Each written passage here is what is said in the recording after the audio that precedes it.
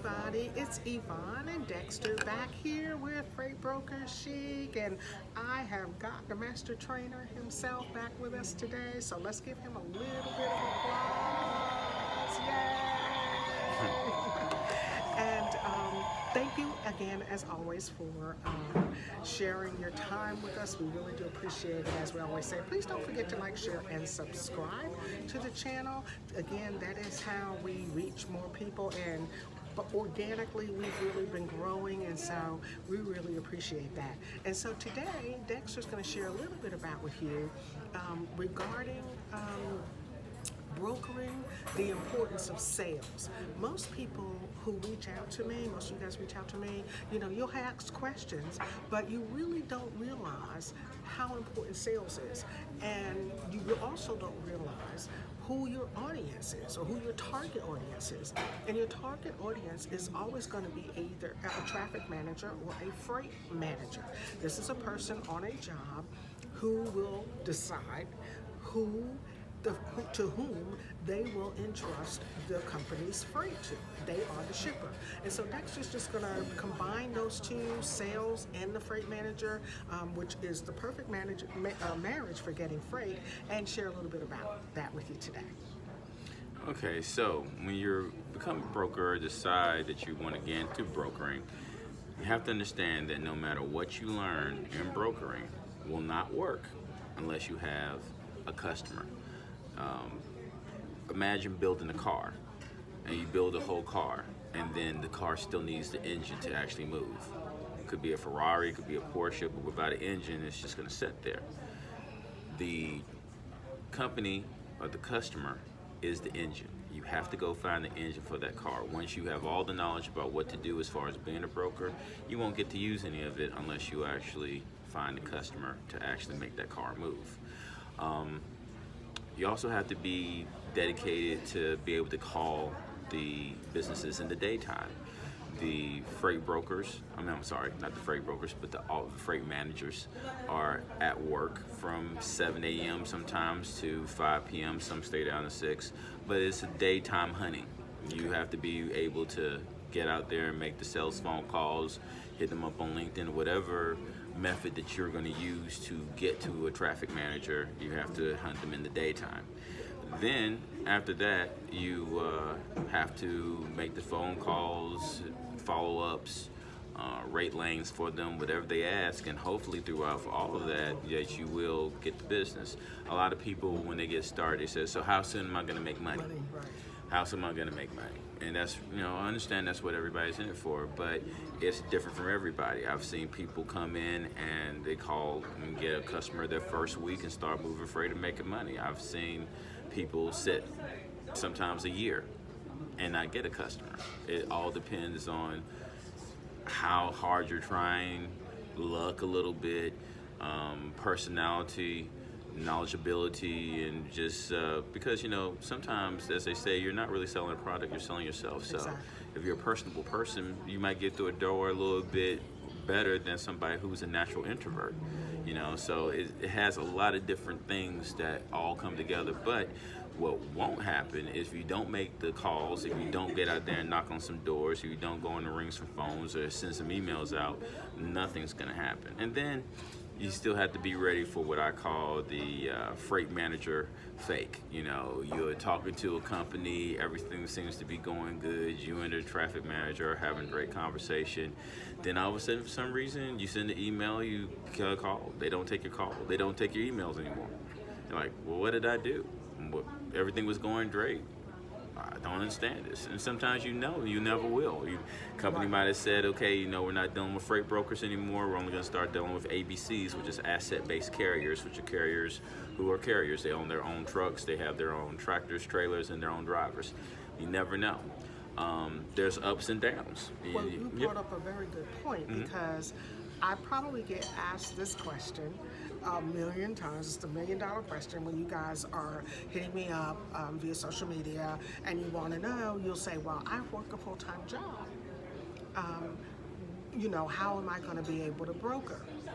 And I think you may have covered this before in some previous videos, but I just wanted you to kind of go over that, because people don't seem to, that part just seems to go over their head.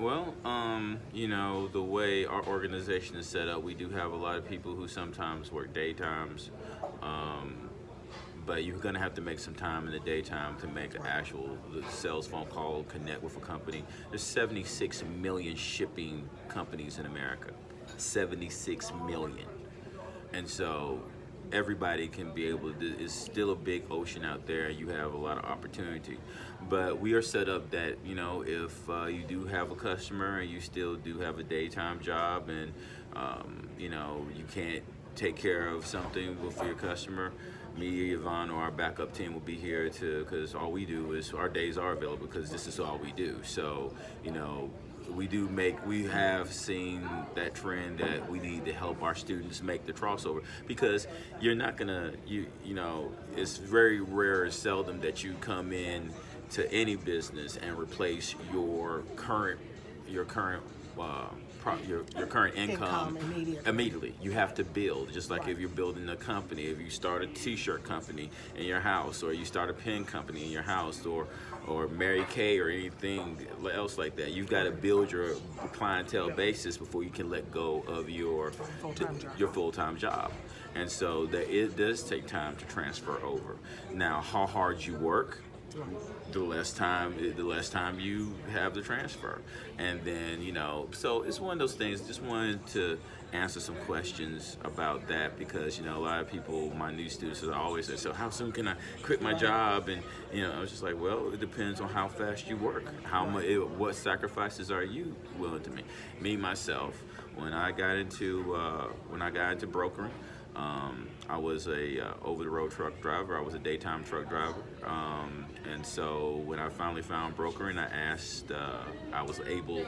Lucky for me, my trucking job at that time had different shifts. I changed my shift to the 3 to 11, and so I was able to call from 7 a.m. to 3 p.m. every day. And finally, after a while, I got enough customers and clients that I was able to let go of my trucking job and start brokering full time. But that's not my path is different from a lot of other people's paths. People have are in all kinds of industries. Right. But the good thing about our program, we can take anybody from any walk of life and train you how to be a broker. Exactly. And be here to mentor you and walk you through it, because that's really the essence of it. It's not a bunch of glam and makeup and a bunch of other stuff. It's sitting at a desk. Right, you're sitting at a little desk. You're sitting at a desk in front of a monitor, or monitors. Computers, making sales phone calls, looking at your emails, waiting for a customer to hit you back and ask you for a quote, or then send you a lane, going on and doing traded applications on customers, getting them signed up and start moving freight, and then building your carrier base around your customer.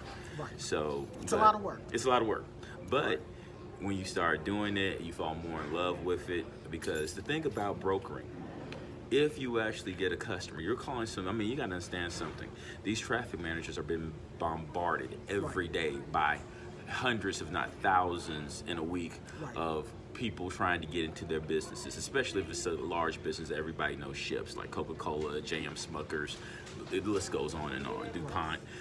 You know, so if you're calling and you're being bothered by all these these brokers and carriers and stuff like that, every now and again they'll let a couple in. They'll let some through. So you have to be diligent. And here's another thing. A lot of people only make one sales phone call.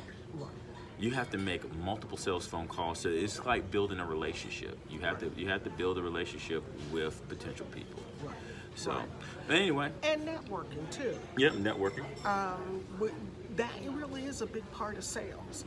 And so we do, you know, if you can get on LinkedIn, any of the social media platforms, I mean, you'd be surprised, you know, who will reach out to you. Sometimes I'm surprised, even if it's just a question, but what it'll do is it'll begin to build relationships. And you never know who's watching you. Sometimes we're surprised. We get hit up and I'll hit them up and say, hey, did you see this message I got from so-and-so?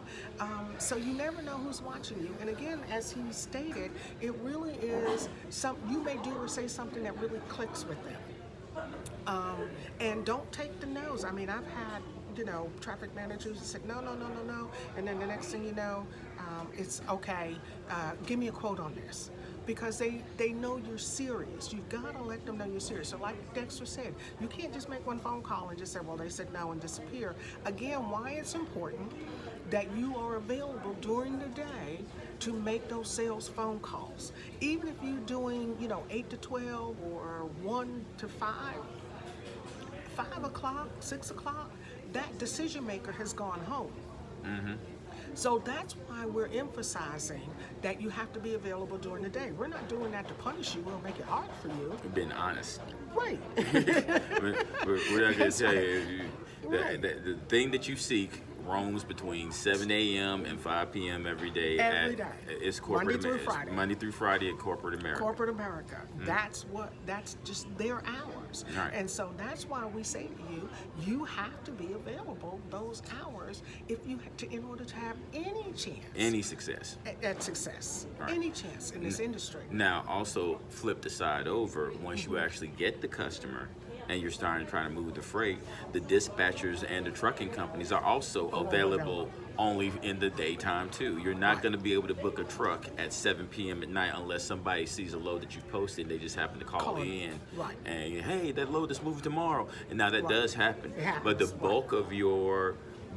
bulk of your sales and also booking freight is done in the daytime. In the daytime. It's done in between 7 a.m. and 5 p.m. Right. So it's a daytime job.